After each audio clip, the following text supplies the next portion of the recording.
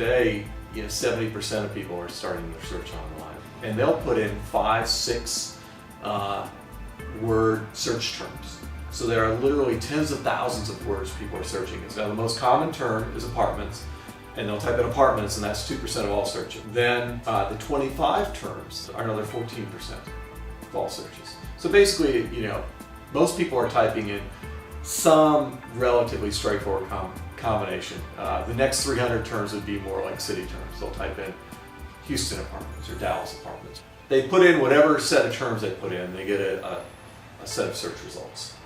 Invariably, they end up at what this industry has come to call an ILS, or an internet listing service. They're out looking online a good 2 months ahead of time on average. And what's really interesting is there's a distribution. I mean, you have maybe a quarter of those people are looking to move in the next 30 days, but you also have half of those people who have started well in advance of 2 months. You got some people that are out online looking 3, 4, 5 months before they plan to move. Then they tend to zero in and focus on the site that has the functionality that they prefer, and people start to kind of self-select out based on the experience they're looking for.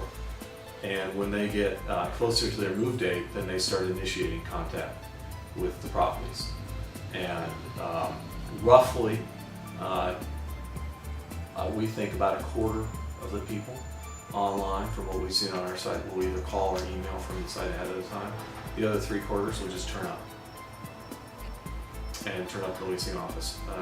They may turn up, with a printout in hand, but about a quarter will initiate contact ahead of time from the site.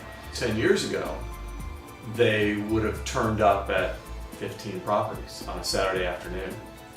Now they're turning up at 4 or 5 because they've narrowed it down based on all the pictures and floor plans and rent information that they've been able to look at online.